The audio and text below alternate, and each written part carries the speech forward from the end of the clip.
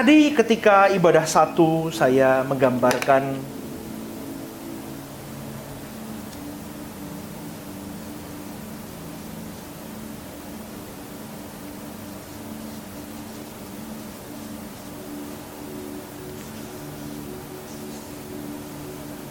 ini artinya adalah persahabatan. Dan ini adalah artinya teman.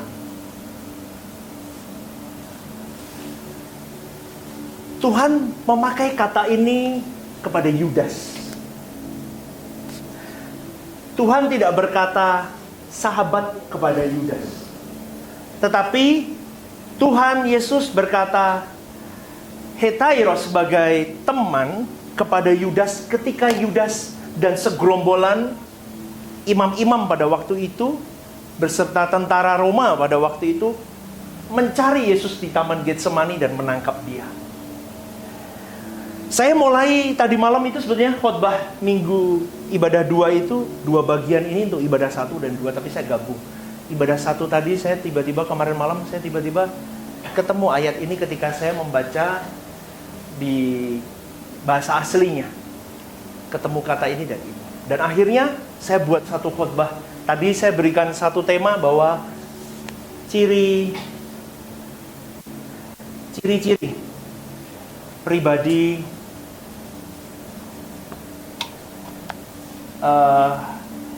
pejabat tinggi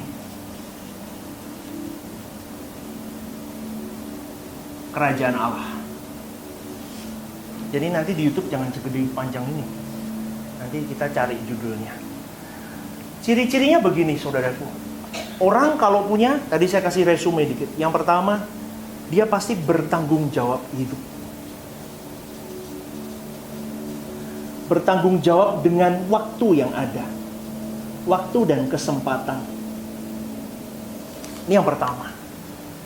Yang kedua, biasanya orang dan pasti orang yang memiliki ciri-ciri pejabat tinggi kerajaan Allah, terhormat menjadi pasukan kerajaan Allah, memimpin bersama dengan Tuhan Yesus. Biasanya di dunia ini dia berprestasi. Tulisan saya seperti dokter, saudaraku, jangan dikomplain. Ya. Dan yang ketiga, dia cinta tanah airnya.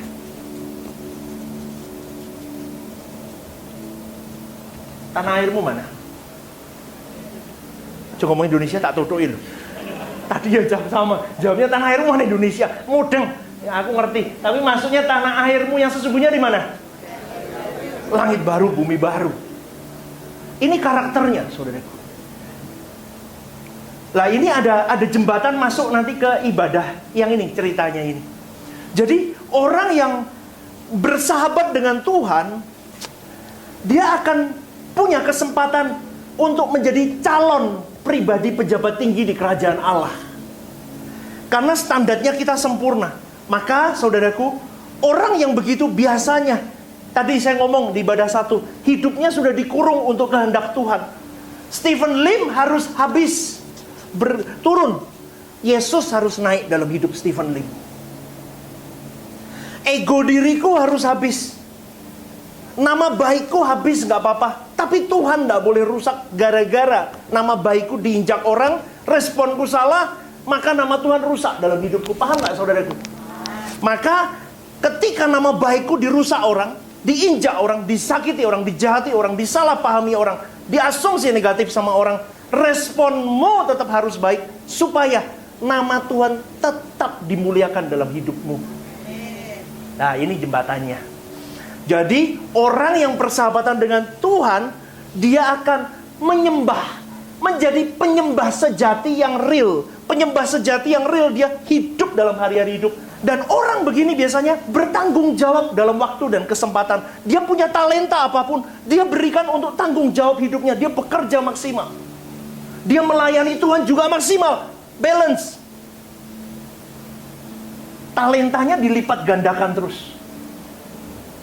Dan biasanya orang berprestasi. Pasti. Kalau jadi siapapun dan apapun itu, dia akan kelihatan development-nya. Dari tahun ke tahun, dia akan lihat development-nya. Beda. Dia punya nilai, dia punya kelas sendiri. Karena dia di dalam Tuhan. Dan biasanya orang begitu cinta tanah airnya. Artinya apa? Semua yang dia garap di sini dan di sini, semuanya menyangkut ini. Untuk dia kembali ke langit baru, bumi baru. Dia cuma pengen pulang saja ke langit baru, bumi baru. Setelah orang berprestasi, dari sekolah, dari jabatan, semua harta, semua. Contoh saja pendeta.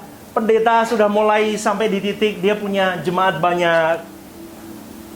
Yang dulunya cuma 5, jadi 100, 200, 1000, 2000, 5000, 10.000, mulai dikenal nasional. Dia meletakkan dirinya ada kelas.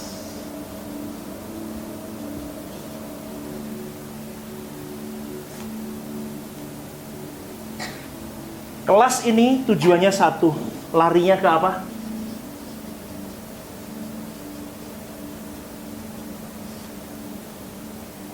Harkat. Ini jelas banyak orang yang di sini. Karena umumnya begini, saudaraku, semua manusia membutuhkan pengakuan dari manusia lain. Semua manusia membutuhkan pujian, sanjungan dari manusia lain, dari kelas terendah sampai kelas pemujaan dan pengkultusan. Saya ngomong ini ada kolerasinya sama yang tadi, tanggung jawab hidup. Jadi setiap orang itu menuntut, aku pantas dimanusiakan. Di dalam ruang sekecil apapun, dia minta dimanusiakan. Tapi kalimat dimanusiakan itu abstrak. Dimanusiakan. Cara dimanusiakan menurut saya dan menurut Anda bisa beda. Kalau saya memanusiakan orang yang bekerja dengan saya anggap mereka sebagai anak-anak saya. Saya makan apa, dia makan apa. Saya minum vitamin apa, dia minum vitamin itu. Kita mau kemana pun sudah kayak anak saya, ngerti? Itu cara saya memanusiakan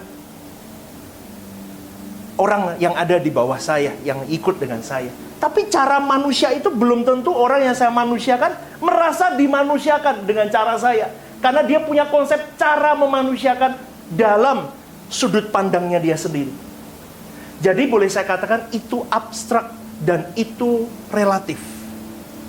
Maka saudaraku, seseorang itu bisa terluka hatinya, sakit hati, terbangkit-bangkit amarahnya. Kalau bahasa Jawa ini benci, genting, ngetek. Itu bahasa Jerman. Ih, ngerti nggak? Ketemu orang, kalau terganggu, harkatnya terganggu, itu di dalam harkat itu adalah derajat kemuliaannya, nilai dirinya, harga dirinya, atau boleh saya katakan martabatnya. Kalau sudah orang sampai di titik nyoel ini, orang bisa terjangkit-jangkit amarahnya. Dan harkat seseorang, setiap orang itu relatif, tergantung bagaimana manusia itu memberi nilai akan dirinya.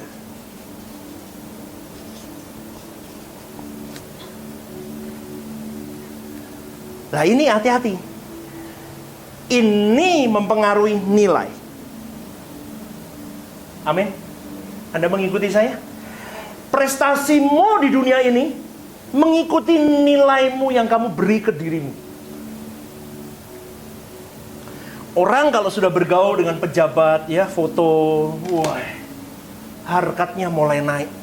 Dia pasang nilai ini. Pendidikan, wah dulunya cuma D3 diploma, mulai S1, S2, S3, profesor, S teler ya, mulai S jeruk, terus mulai dia taruh harkat. Kalau ketemu orang udah mulai sedekap begini. Makanya saudaraku, orang itu mau kaya, orang mau terkenal, orang mau besar, karena dia tahu bahwa ketika aku memiliki itu semua, aku bisa bahagia. Karena harkatku ini naik.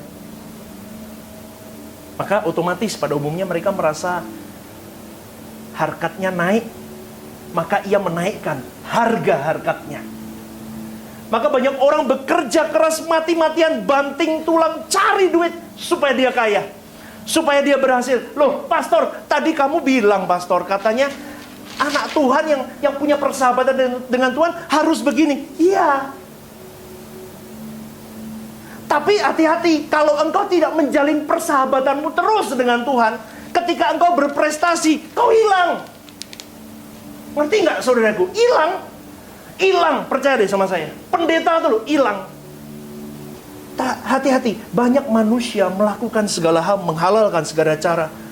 Mereka mencintai dunia ini segenap hati, jiwa, akal budi, dan kekuatan. Itu yang membuat Tuhan cemburu. Padahal Tuhan sendiri berkata, kasihilah diriku dengan segenap tadi. Tapi kau mengasihi itu segenap kepada dunia. Gimana saudaraku?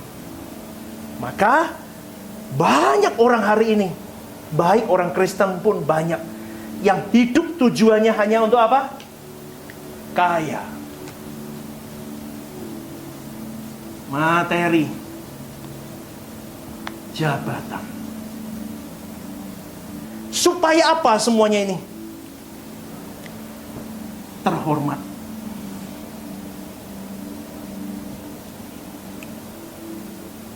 Kalau dengar baik-baik kalimat ini. Kalau itu dibiarkan terus dalam hidupmu, menahun, berpuluh tahun, terus kau masukkan itu, ya, itu jadi tujuan hidupmu nanti. Itu nanti jadi sebuah paket lengkap hidupmu, fokusmu ke sana.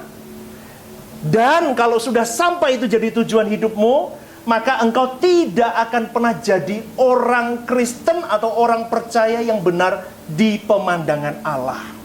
Meskipun jadi pendeta kayak saya. Yang tahu siapa? Diri kita sendiri bisa menelisik, saya ini benar apa enggak. Makanya gini saudaraku, dengan cara begitu, tujuan hidupnya ini semua, orang mulai meletakkan sesuatu sebagai berhala dalam hidupnya tanpa Anda sadari. Dan itu memang kodrat manusia dan dianggap lumrah oleh dunia hari ini. Hati-hati saudaraku. Ini sama artinya dengan begini. Kalau saya melakukan ini saudaraku di dalam pelayanan saya, sama artinya bahwa saya sedang memasang tarif untuk menjual diri saya kepada dunia. Anda dan saya hari ini, enggak pastor, aku sungguh-sungguh kok memuliakan Tuhan, melayani Tuhan. Gini saudaraku, menjual diri itu artinya begini. Berusaha supaya dirinya mendapat penghormatan, penilaian yang sesuai dengan apa yang diingininya. Biasanya seiring dengan atribut-atribut lahiriah yang dimiliki. Jadi, kalau hari ini engkau bekerja supaya sukses, bagus, harus sukses, harus berprestasi. Tapi kalau tujuannya untuk engkau dihormati orang, berarti engkau sedang memiliki ilah lain yaitu harkat itu sendiri dalam hidupmu. Hari ini kalau kita melayani bukan untuk Tuhan, tetapi untuk dirimu sendiri, engkau sedang punya ilah lain. Loh, kok bisa begitu, Pastor? Contoh, saya bisa punya ilah lain. Kalau, misal, Burut nih, berkata sesuatu yang buruk tentang saya, misalnya. Contoh ya, contoh aja. Ini enggak pernah, ini cicik saya nih. Aman. Misal, dia ngomong, Pastor itu khotbahnya enggak bagus. Jelek. Saya masih punya rasa serik. Serik itu Indonesianya apa ya? Sakit hati. Berarti saya punya nilai di dalam saya berkhotbah. Ngerti gak? Ilah saya itu khotbah saya ini. Nek saya masih mutung, ngamuk, berarti saya tidak melayani Tuhan. Saya sedang melayani diri saya sendiri. Karena harkat saya di khotbah saya. Nangkap gak sampai sini? Jadi pelayanan itu seharusnya pekerjaanmu di sana, di luar sana, orang mau nabrak Anda, buang. Responmu itu seharusnya firm. Itu saya dulu belum, saudaraku. Saya masih tabrak, masih goyang-goyang. Tapi sekarang saya sudah mulai tambah dalam dengan saya meditasi itu. Duduk dekat kaki Tuhan. Stephen Lim harus mati, dagingmu harus mati, egomu harus mati, nilai dirimu harus mati. Meskipun kau diinjak-injak, kau diunyak-unyak begini. It's okay. Katanya, kita punya Tuhan di tahta pengadilan Tuhan dan akan dibuka semua suatu hari nanti. Udah berjuanglah untuk pengadilan itu, engkau benar. Lu asik kok ikut Tuhan. Itu yang membuat dirimu dan diriku, saudaraku, tidak bisa dibeli dengan dunia ini, tidak bisa dihajar dengan daging ini. Maka daging ini tertakluk atas dirimu, punya filos dengan Tuhan.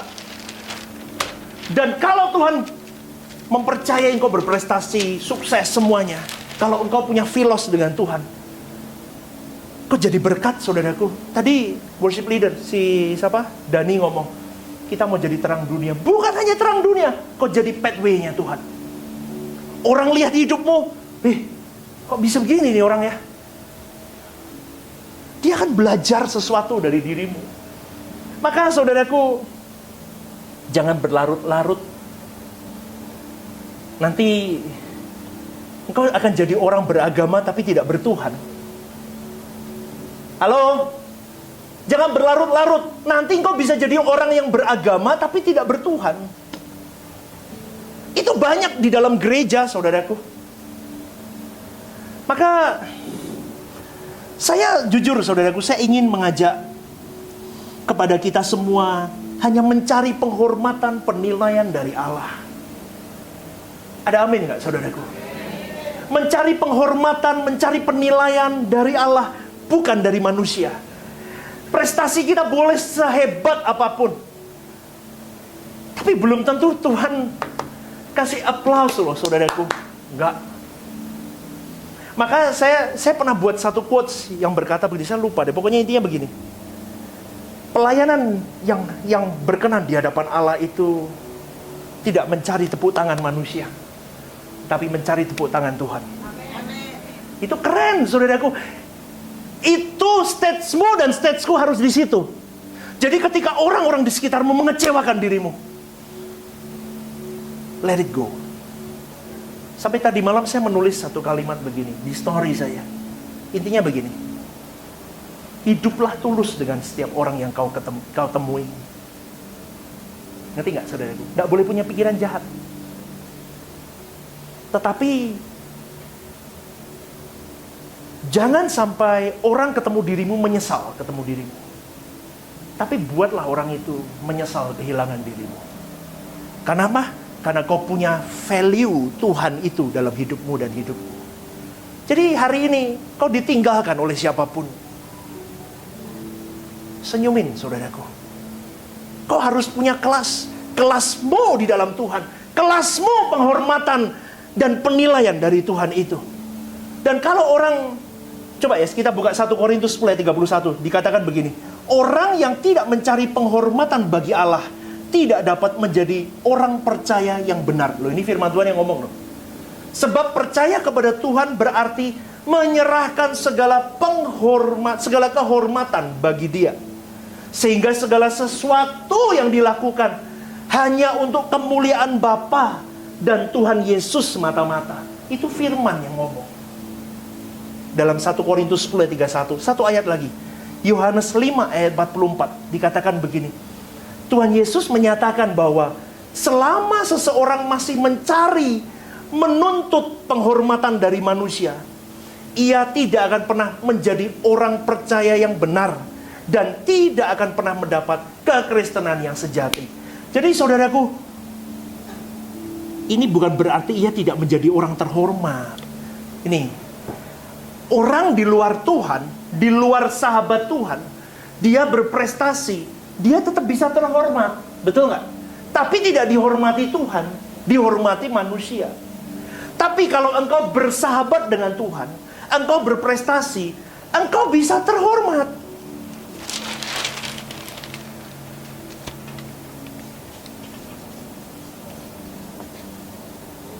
Tapi di dalam Tuhan, Tuhan bisa membuat dirimu terhormat di dunia ini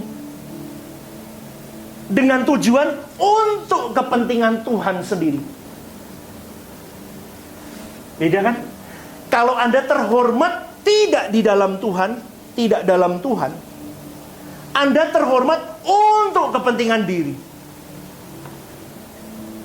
Paham nggak saudaraku? Ini beda tipis. Apalagi yang jadi pendeta-pendeta, worship leader, pemusik, pelayan-pelayan itu loh.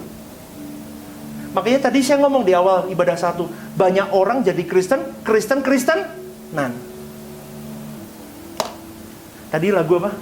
Kiranya engkau temukan di matamu, aku berkenan. Mulutnya aja masih busuk ngatain orang kok. Ayo, rasani orang. Iya. Ciri khas satu orang yang di dalam persahabatan dengan Tuhan, ketika ada kesalahpahaman, dia akan menyiram itu dan mematikan kesalahpahaman itu. Dimanapun, di keluarga, di mana, itu pasti. Tapi kalau orang yang jadi kompor, biar tambah meleduk, tambah anget, tambah panas, tambah kobongan. Nggak ada, di sini nggak ada. Sini baik-baik. Lihat, tengok kiri kanannya. Kamu baik-baik. Ya, ya, di sini nggak ada yang jadi kompor ya. Biasanya orang yang jadi kompor, nggak mungkin duduk dekat hadirat Tuhan dan dia benar punya persahabatan dengan Tuhan. Jadi saudaraku, sebagai anak-anak Bapa, pujian yang harus kita cari dan gumuli adalah pujian dari Tuhan. Karena engkau dan saya jangan sibuk dengan dunia ini dan mengejar pujian dari dunia ini, dari manusia siapapun. Kenapa? Karena waktumu dan waktuku terbatas. Kita punya limitasi waktu dan tidak panjang. 70 tahun, 80 tahun itu hanya firman yang berkata. Tetapi prakteknya tidak sampai di situ kita sudah meninggalkan dunia ini.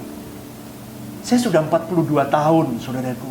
Tak hitung, kalau saya mati 50, tinggal 8 tahun. Ngeri loh, saudaraku, 8 tahun itu udah siap gak ya gereja itu ya ke depannya?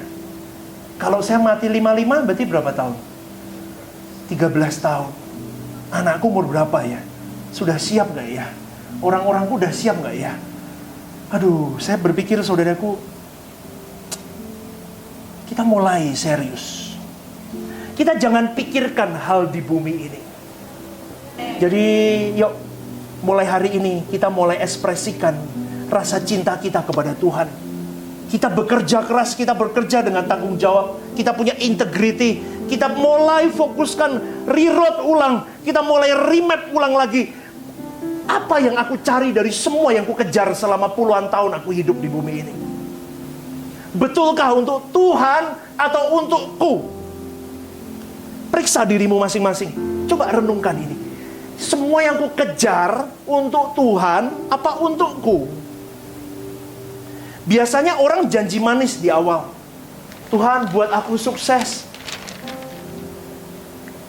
Nanti kalau sudah sukses aku bisa bantu pelayananmu. Nanti ya, kalau dia udah sukses ya, orang yang biasa begitu janji manis sama Tuhan. Dia hitung-hitungan sama Tuhan.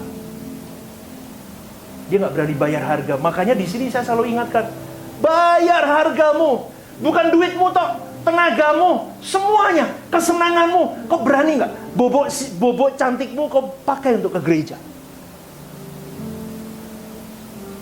Hai, halo, aturan bisa bobok sampai siang. Apalagi kemarin habis outbound, saya juga gitu. Sampai tadi malam itu saya baru duduk ini, sudah udah kuat saya.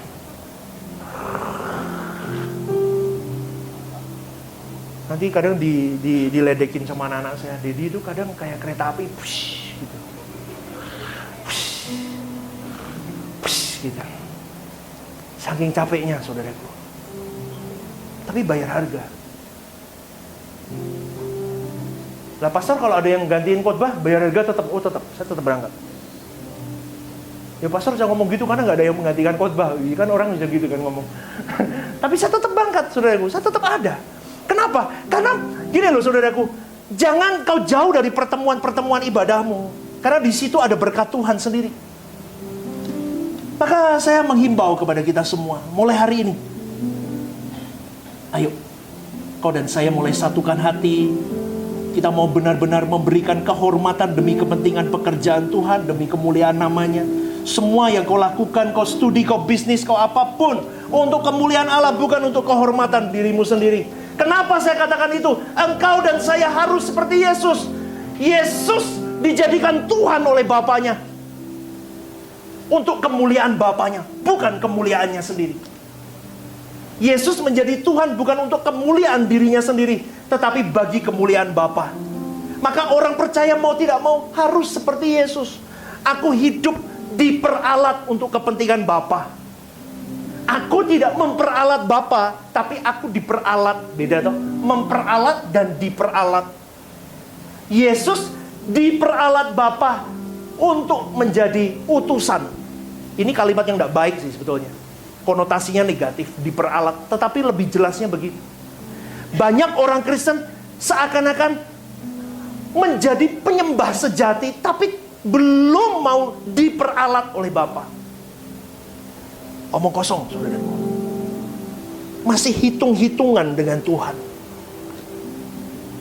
Jadi bersyukur atas keselamatan yang Bapa beri untuk mencelikkan matamu dan mataku bahwa Yesus itu menanggalkan kehormatan dari manusia. Yesus mengejar kehormatan dari Bapa. Maka engkau dan saya harus melakukan hal yang sama seperti yang Yesus lakukan. Amin. Amin. Jadi itu perjuangan kita. Tuhan Yesus sebagai teladan hidup kita, Dia tidak mencari hormat manusia sama sekali. Dia mengosongkan diri menjadi manusia yang dalam segala hal disamakan dengan manusia biasa.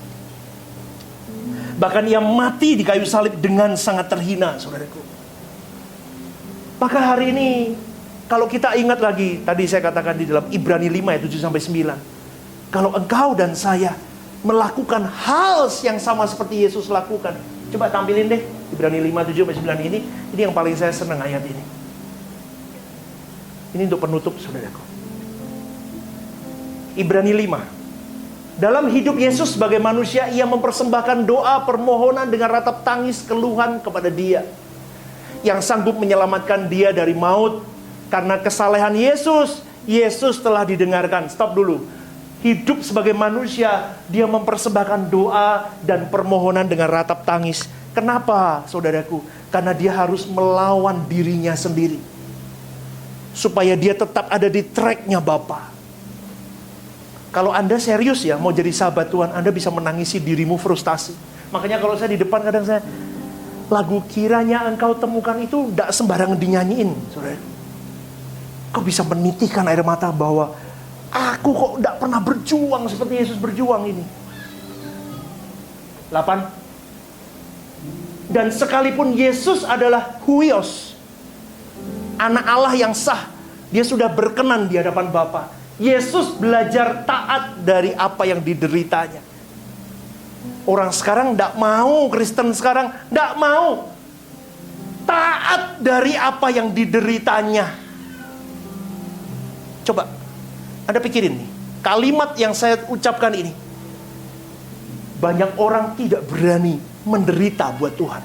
Maka renungan pagi hari ini, kalau Anda dengerin renungan The Message pagi hari ini kolerasinya ada. Tak mau orang menderita. 9. Dan sesudah Yesus mencapai kesempurnaannya. Artinya begini, Yesus mati di kayu salib, itu sempurna. Yesus menjadi apa? Pokok keselamatan yang abadi bagi semua orang yang taat enggak dirimu? Taat enggak dirimu? Egomu aja masih tinggi. Harkatmu, nilaimu tinggi sekali. Orang senggol Anda enggak terima. Gak bisa, saudaraku. Itu bukan ajaran Tuhan. Tuhan tidak mengajarkan itu. Dunia itu bocengli, saudaraku. Kadang kita menabur kebaikan, dibalasnya kejahatan. Itu dunia. Maka kalau engkau tidak punya persahabatan dengan Allah, filos yang baik, kau pathway-nya terus seperti Tuhan, remuk, saudaraku. Kau jadi orang jahat. Makanya saya pernah menulis, kalau orang menjahati dirimu, tetaplah jadi orang baik. Dan jangan jadi orang jahat. Kenapa? Karena Tuhan menciptakan dirimu untuk tidak jadi jahat, tapi jadi orang yang memberkati orang lain dan jadi orang baik. Amin. Berikan tepuk tangan untuk saya. Yuk kita bangkit berdiri.